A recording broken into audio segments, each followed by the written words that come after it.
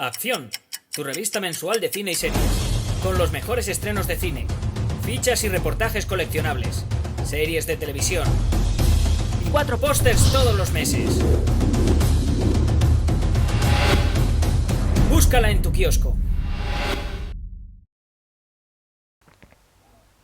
Hola, muy buenas amigos, amigas, seguidores, seguidoras del canal Acción Cine en YouTube. Aquí estamos otra vez, Jaime Vicente Echagüe. Esta vez, con nuevo usuario, por lo menos en lo que a mí se refiere. La primera película que me piden los hermanos Brandon, vamos a llamarlos así, que es como se han identificado. Nos piden, hermanos, brothers, nos piden hablar de una película del año 2017, realizada, por cierto, por otros dos hermanos, los hermanos Safdie, en este caso Ben y Joshua. Una película protagonizada por Robert Pattinson, el propio Ben Safdie, Talia Webster, Jennifer Jason Leigh, una película titulada Good Time, un buen rato. Hermanos Brandon Bros, Brandon Brothers, muchísimas gracias por esta petición que me habéis hecho, por confiar en mí para llevarla a cabo.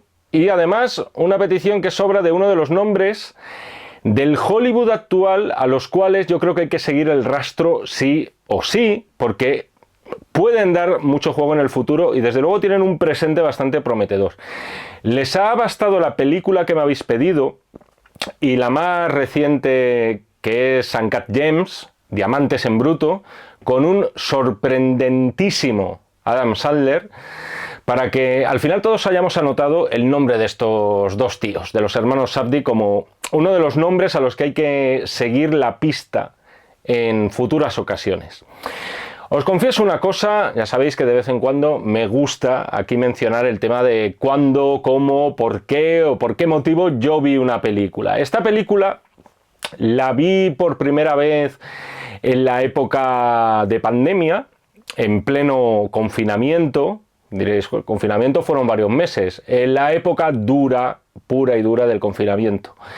Y es una película que vi porque estaba un poco actualizándome, todavía no hacía estos vídeos a la carta, por cierto, pero ya estaba colaborando en Acción y dije, Jaime, échate un vistazo a ver por ahí, por las redes, qué nombres que no sean de los hiperconocidos, pero que tengas que anotar con vistas a que ya tienen no solamente el futuro, sino que tienen un presente que pinta muy bien.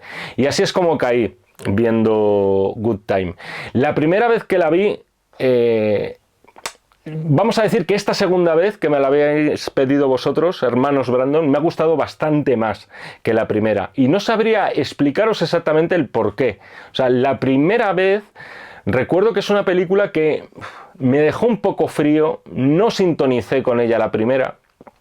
Y en esta segunda ocasión me ha atrapado muchísimo más, me he metido muchísimo más en ella, me ha vuelto a sorprender con ese par de truquitos que tiene y me he sentido más cómodo, y esto es muy importante y vamos a analizarlo en este vídeo con el lenguaje visual muy particular de los hermanos Safdie.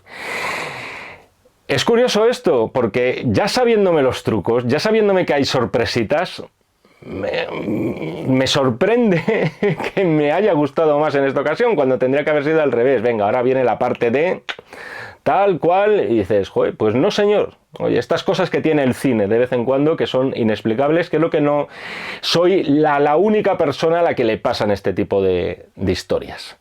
Yo no tengo un detector automático de buenas películas, pero yo supongo que ese puede ser un indicio. Es decir, que una película en un segundo visionado, para mí, gana enteros. Eso lo interpreto como que la película tiene muchos más matices de los que nos podría parecer a simple vista, y en ese primer visionado no te daba tiempo a asimilarlos del todo. Pero vamos al tema, lo del lenguaje visual de los hermanos Safdie. Esto es clave en la película, quizás casi lo acaba devorando, casi acaba siendo lo más importante. Lo iremos viendo después en detalles concretos a la hora de analizar Good Time, pero estos chicos tienen una gramática visual muy diferente a la del cineasta estándar en Hollywood. En ese sentido creo que encajan muy bien, e incluso generacionalmente, con otros cineastas con los que han compartido protagonismo en estos años, un poco dentro de la línea de esta nueva hornada de los Ari Aster, de los Robert Eggers, de los Craig Zallers, etcétera. No tenemos aquí un movimiento generacional coordinado, no lo sé. A lo mejor en un futuro ya sabéis que estas etiquetitas se ponen más a posteriori que en el momento. Pero yo creo que sí que tenemos una hornada de nuevos talentos que vienen dispuestos a renovar géneros clásicos y de toda la vida. Lo que tenemos en Good Time, así en esencia, es un thriller. Hilando más fino, podríamos decir que un thriller de atracadores, pero no tanto de atracos. Pero diferente. Es decir, diferente prácticamente a cualquier otro que se os venga a la cabeza. Y hay muchísimas películas de atracadores de bancos y algunas gloriosas, por cierto. Y es diferente por el tratamiento que hace también de sus personajes en el guión y por un sello visual muy original el que imprimen los Safdie. Para mi gusto en ocasiones demasiado personal y demasiado original, y eso creo que fue lo que me cargó un poquito la primera vez que vi la película. No lo sé, quizás son unos adelantados a su tiempo estos tíos, y el hecho de que no te gusten a la primera es un síntoma precisamente de eso, de que van quizá un pasito por delante a lo que se va a llevar, a los cánones narrativos que están por venir. Lo mismo me ha pasado, por cierto, ya que la he mencionado antes, la primera y de momento última vez que he visto Diamantes en Bruto. En este caso ya os digo, solamente una. Parece además que ha sido la película con Adam Sandler la que ya les ha puesto a estos tíos definitivamente en el mapa de Hollywood. Pero para mí, por lo menos, con sus dos visionados Good Time y con el solitario y solísimo visionado de Diamantes en Bruto, para mí es superior Good Time.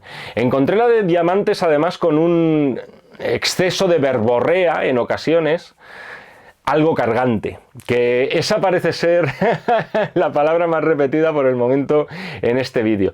Pero no, o sea, lo reconozco. Yo soy un converso de esta película, yo soy un converso de Good Time. Le he disfrutado muchísimo más en este segundo visionado. Y no solo me parece un thriller interesantísimo, sino que a un nivel más psicológico, y esto es otro de los puntos a favor de los Safdie, tiene su miga la película, su miga gorda. Y por ello, por todas estas cosas que acabo de soltar ahora, he decidido otorgarle a la película una calificación no inferior a las 4 estrellas sobre 5. Como siempre, como toca, como es de rigor, voy a repasar aquellos momentos, secuencias, detalles que me parecen más interesantes de la película, no sin antes recordaros que esto es una crítica a la carta y como tal incluye spoilers de todos los colores, olores y sabores. Así que si no la habéis visto, creo que, de verdad, lo digo siempre, lo puedo decir hasta con, yo qué sé, hasta con Taxi Driver, que todo el mundo sabe cómo acaba. Yo no sé si lo dije lo de los spoilers, pero en este caso sí, al ser una película que no ha sido, ha tenido el alcance que ha tenido en los círculos que ha tenido, aunque yo cada vez encuentro más gente que sí la ha visto, que sí que conoce a los hermanos Safdie, que sí que le gusta mucho esta película, pero en todo caso no ha sido una película de alcance hipercomercial. Por eso yo os recomiendo que justo aquí, en este instante, además ya habrán pasado alrededor de 7 minutos, 7-8 minutos, ya nos cuenta como visionado. Yo creo que es el momento exacto, que rata es el tío, para que paréis aquí el vídeo, veáis la peli si no la habéis hecho y después lo continuéis. Eso es importante también. Si os apetece escuchar lo que tenga que contaros, claro. Y como siempre me decís, porque os leo el 99,9% de los mensajes. Brevísima sinopsis, por si no, para todos aquellos no iniciados en la película. Tenemos dos hermanos, Connie, encarnado por Robert Pattinson, y Nick, interpretado por uno de los directores, por Ben Safdie, y que tiene algún tipo de discapacidad mental que nunca se le ponen nombres y apellidos. Ambos roban un banco y se llevan de allí unas cuantas decenas de miles de dólares. Sin embargo, el dinero que llevan esconde una trampa. O sea, el paquete esconde un bote de pintura que explota y por tanto esos billetes quedan marcados. Connie consigue huir, pero Nick no. Es decir, Robert, me sale cada vez que digo el nombre de Robert Pattinson, me sale con la B de Pattinson, como se hizo el chiste fácil por el tema de la película de Batman, pero bueno, en este caso entre Pattinson y Pattinson la verdad es que apenas se nota la diferencia.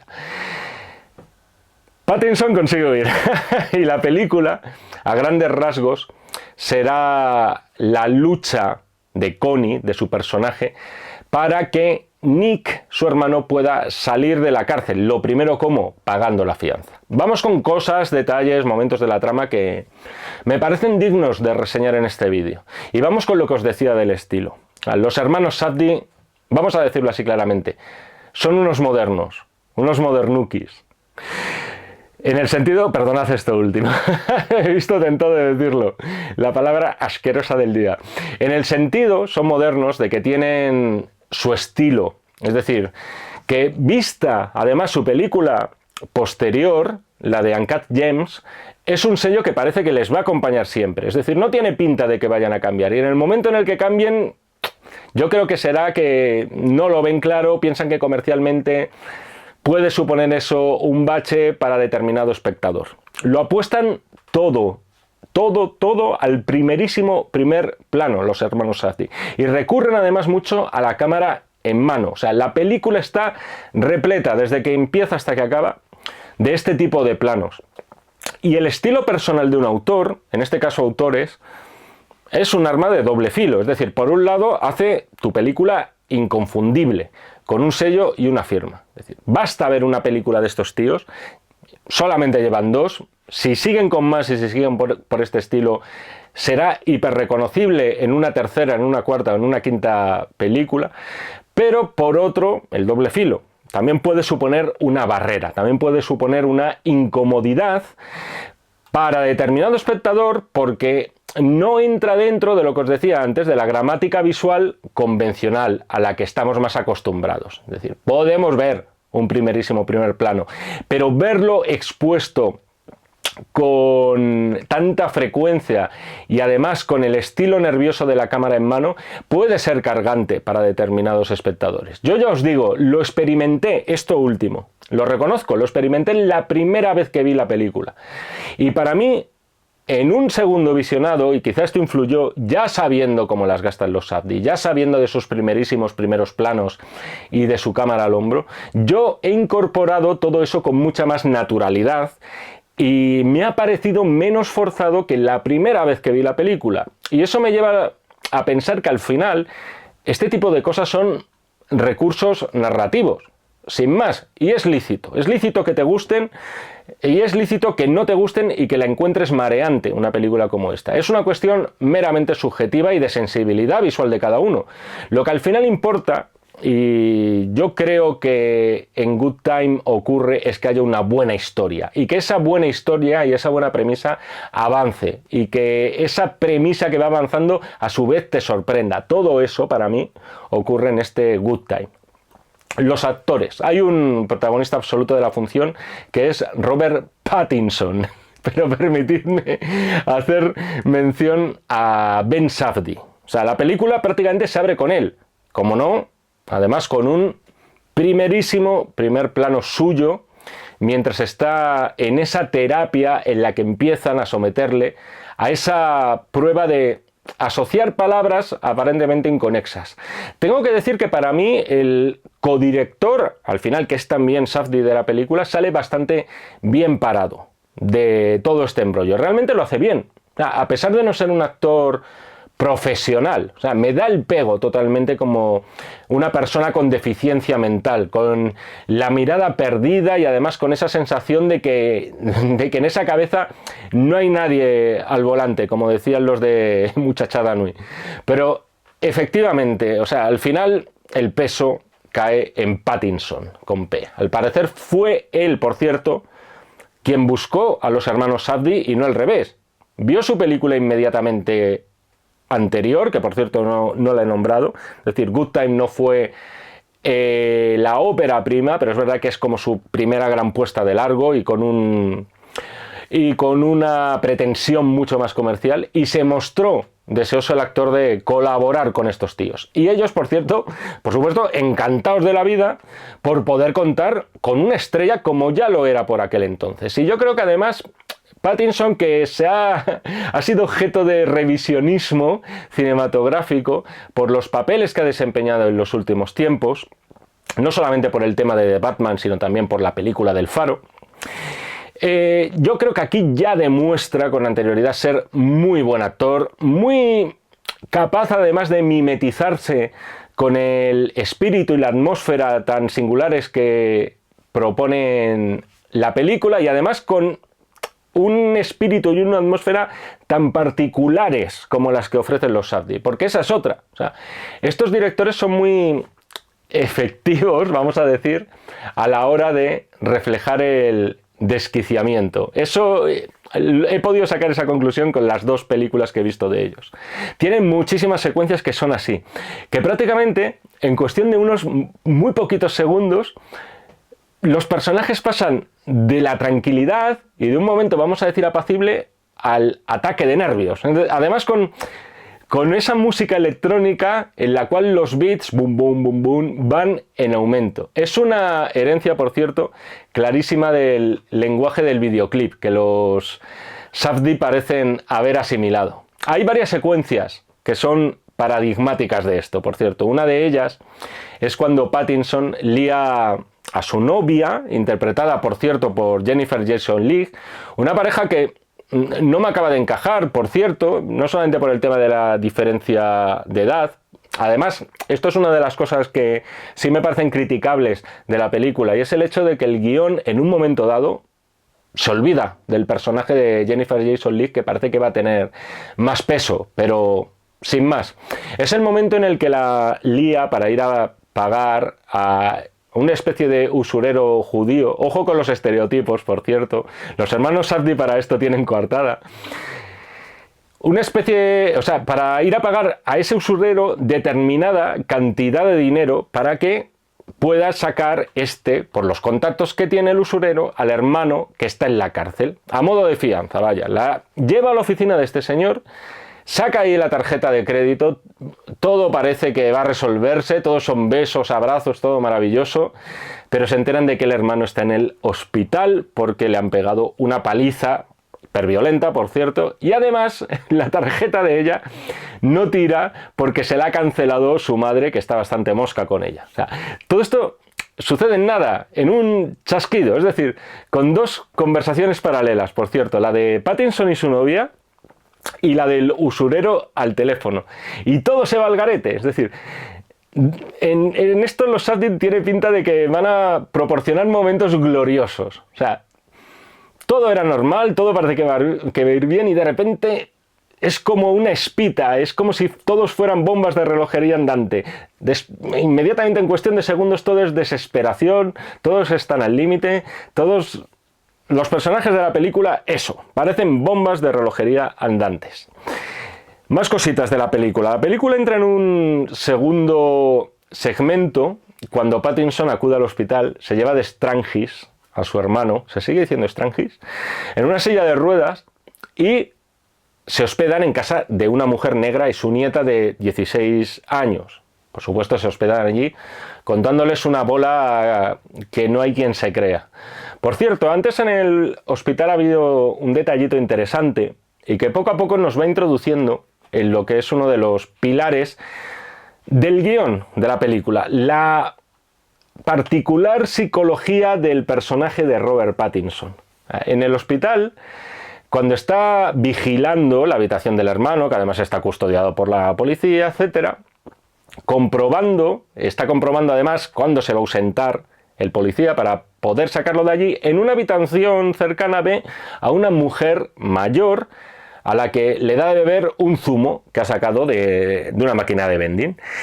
Es un detalle curioso porque lo único que tenemos claro del personaje de Connie, que es como se llama, que parezca nombre de mujer, por lo menos hasta ese momento, es que es un tío que mataría al que se pusiera por delante si con eso logra liberar a su hermano. Pero es importante esto porque te vas metiendo mucho en la psicología del personaje. Y no porque la entiendas especialmente, sino porque a mí en lo personal me intriga. O sea, aquí se ve también el toque europeo, podemos decir, de la película, donde el thriller suele tener un pozo más psicológico que el thriller americano. Y te preguntas, joder, aquí exactamente, vamos a ver, ¿cuál es el plan que tienes, Pattinson?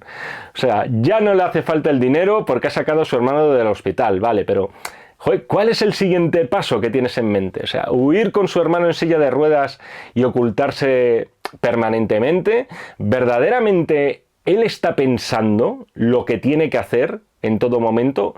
¿Lo tiene planificado en la cabeza o realmente lo que está haciendo Pattinson es improvisarlo todo sin saber cuál va a ser el siguiente movimiento que va a dar? Pero aparte de eso, la película, que en estos momentos es verdad que baja el ritmo, no quiere decir que aburra, quiero decir que directamente las revoluciones bajan y todo se pausa un poco más. Tiene esa capacidad de sorprenderte en un nuevo giro. Parece que nos van a introducir en otra película, cuando el personaje de Connie está en la casa, se tiñe el pelo, ves a la chica para distraerla de las noticias de la tele, donde está saliendo su foto. Parece que se van a enrollar, pero resulta que es una cortada de rollo, pero de las peores que se pueden tener, porque resulta que el tío que había sacado del hospital, y esto para mí es un momento glorioso, no era su hermano. Los vendajes le impedían reconocerle. Esto es buenísimo, o sea, es un giro maravilloso además, porque la película te trata también de irte metiendo en un atolladero y cuando estás atascado del todo y empiezas a ver como un rayito de luz, de repente te empiezan a echar como un cubo de ratas encima y dices, no hay manera. Es decir, esto es problema tras problema tras problema. Es decir, cuando la peli parecía que podía caerse en un sentido literal, introduciendo un romance que no venía a cuento, los Safdie te meten ahora al personaje de Connie en un problemón mayor que el que ya tenía. O sea, el protagonista aquí de lo que se trata es de ponerle siempre en el alambre. O sea, siempre está metido en una cuenta atrás. La peli es una cuenta atrás constante. Siempre tiene anudada una soga al cuello y los guionistas se encargan de, venga, vamos a ir apretando un poquito más y de dejarle el banquete ya, en fin, balanceándose en una cuerda de piano. Es a partir, por cierto, de este punto cuando yo al menos he estado más pendiente de la dimensión, vamos a decir, moral del personaje de Robert Pattinson. Por un lado está claro que este hombre, o sea, utiliza a la gente para su propio beneficio. Utilizó descaradamente a su novia, mintiéndola además, para conseguir la pasta para sacar a su hermano de la cárcel, y utiliza ahora a esta otra chica, entre otras cosas, porque necesitan su coche para moverse. Sin embargo, de vez en cuando, Connie también demuestra ciertos detalles de lealtad. O sea, en un momento dado tiene la oportunidad de llevarse el coche de la chica, de dejarla allí tirada y decir hasta luego, y no lo hace. A pesar, por cierto, de que está con el otro tío dentro, es decir, el falso hermano, vamos a llamarle, que le está presionando diciéndole, oye, pero ¿qué estás haciendo, chaval? Esta es la nuestra, acelera. Es en ese momento en el que ella va a comprar hamburguesas. Aquí hay un interludio que introducen los Safdie que parece sacado de otra película. Estos son los detalles, no voy a decir modernuki otra vez, me vais a disculpar, pero los detalles modernitos, los detalles un poco gafapasta que tienen los Safdie.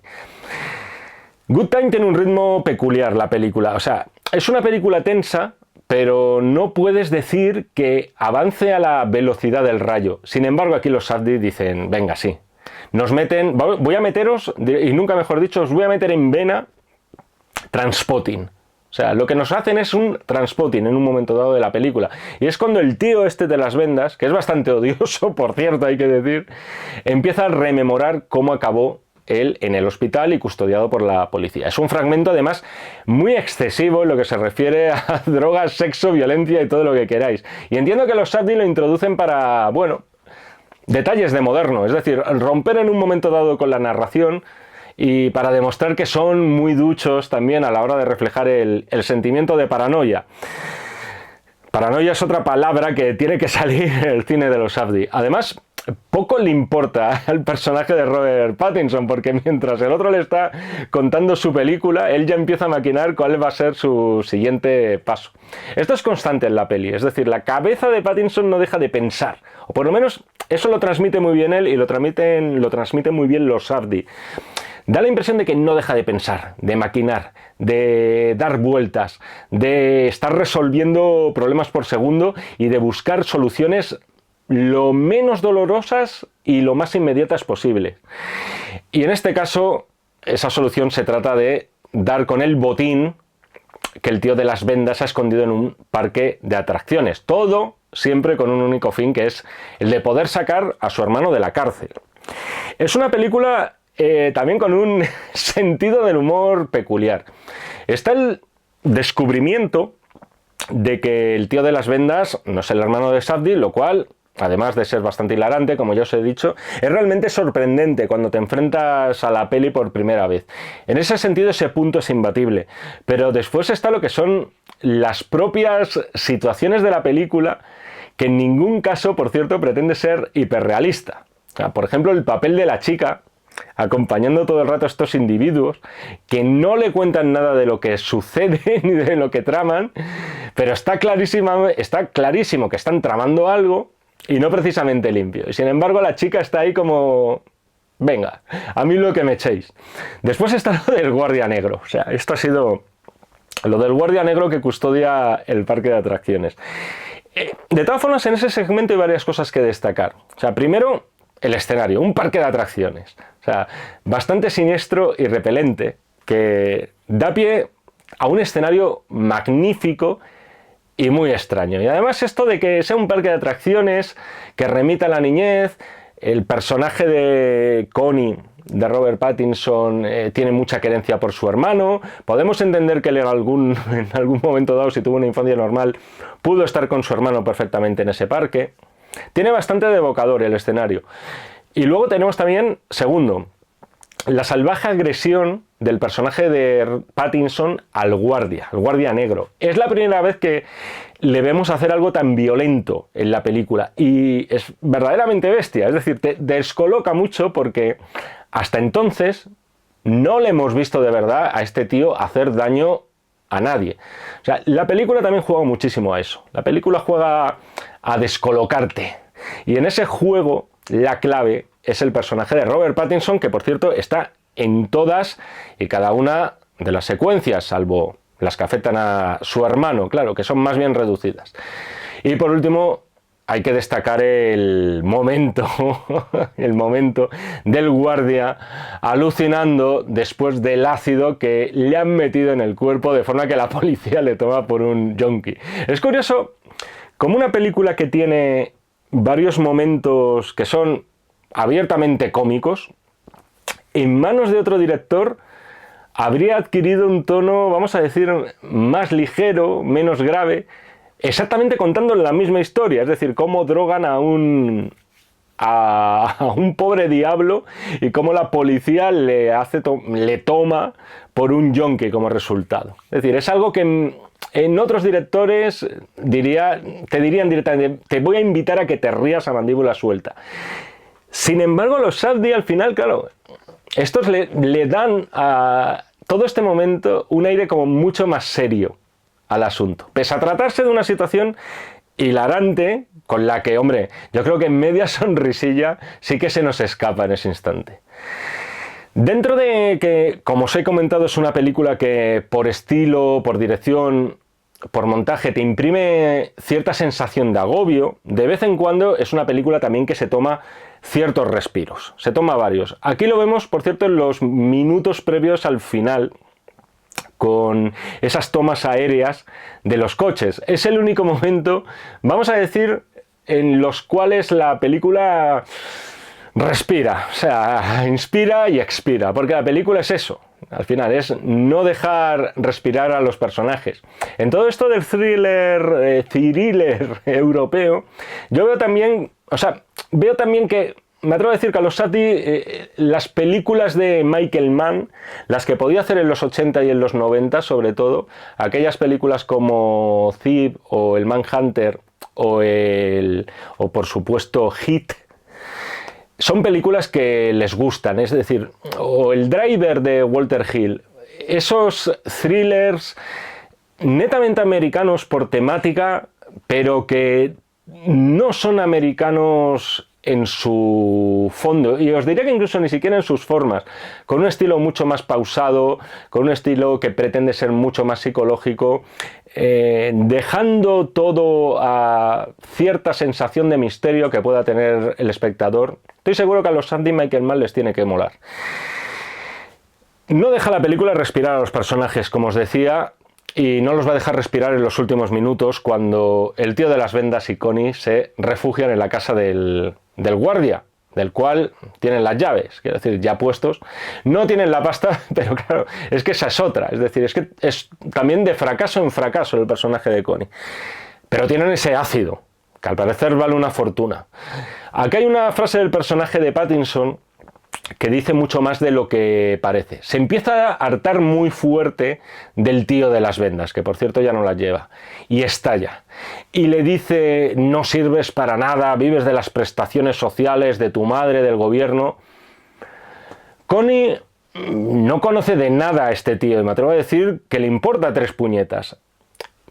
¿Por qué dice entonces estas frases? Porque en realidad no son para él, se está desahogando, es decir, este hombre no puede más. Esas frases las está diciendo con su hermano en la cabeza, el que ahora mismo está en la cárcel o en un hospital carcelario, y por el cual se está jugando la vida desde que comenzó toda la película. Hay muchísima rabia acumulada en esas frases, hay muchísima tensión y muchísima frustración que el personaje de Robert Pattinson expresa maravillosamente. En los minutos finales, por cierto, también son atípicos en esto. Parece que nos vamos a enfrentar a otra situación peculiar, que es cuando Connie se encierra en el cuarto con el ácido y con un perro, a la espera, un perro bastante cabreado, a la espera de que el otro tío y un amigo matón que se ha traído traten de reducirle y llevarse el ácido con ellos. Pero no. Esto parecía que iba a dar lugar a otra situación, poco como lo del parque de atracciones, como lo del hospital, como lo de la casa cuando despierta el otro tío. Otra vez la ruptura de esquemas. En su lugar, no vamos a tener ahí un enfrentamiento entre estos tíos, entre estos ladrones. Tenemos un recurso que hasta ese momento no habíamos visto en toda la película. Es decir, la huida de Pattinson desde un punto de vista subjetivo. Desde el punto de vista subjetivo del tío de las vendas, que lo ve desde la terraza del piso. Ve cómo él está huyendo, Pattinson. Y consecuentemente nosotros vemos lo que ve el tío de las vendas. Nosotros también lo vemos. Como muchas de las decisiones narrativas que se toman en la película, esto es algo totalmente arbitrario. O sea, desde un punto de vista dramático. Da la impresión de que se hace solo por el capricho de impactar y de sorprender. Pero les queda bien. A mí me ha recordado, no voy a hacer spoiler de otra película que está todavía mucho más conocida y de hecho ganó varios Oscars, que es No es país para viejos. La parte final, lo que sucedía y lo que le pasaba al personaje de Josh Brolin fuera de plano. Me ha recordado un poco a esto. Los hermanos Coen, yo creo que, como buenos hermanos que son, también deben estar en las oraciones de los Safdie. Es algo que queda bien, es algo que no te esperas. Y es algo que, pese a ese distanciamiento y esa frialdad, sigues de forma expectante, a ver cómo acaba esto, a ver por dónde me lleva. Y del mismo modo, también lo es cuando ya han cogido al personaje de Robert Pattinson y desde el coche patrulla vemos también, desde su mirada, por cierto, en otro plano subjetivo, cómo el tío de las vendas trata de huir cruzando la terraza del piso, con el resultado fatal de muerte por espachurramiento, claro. Pero es muy interesante esto. Hemos visto la caza de Robert Pattinson desde la perspectiva del tío de las vendas y la muerte del tío de las vendas desde la perspectiva de Robert Pattinson. Gratuito, arbitrario, responde a algún tipo, no lo sé, les ha quedado guay. O sea, vamos a decirlo así. El término cinematográfico técnico correcto es guay. Los minutos finales son para el personaje de Nick, por cierto, para el personaje de Ben Safdie, de nuevo en la terapia. Es otro momento de una extraña calma, cuando está en un grupo de gente con discapacidad, similar quizá a la que puede sufrir él, y una terapeuta les propone un juego. Ella va a decir una serie de frases y si las han vivido, si están de acuerdo con ellas, si les parece bien, deben pasar al otro lado de la habitación. Por ejemplo, cruza la habitación si te gustan los dulces, Nick no se mueve. Cruza la habitación si te has enamorado, Nick pertérrito, no se mueve ni un ápice. Cruza la habitación si has tenido un drama familiar.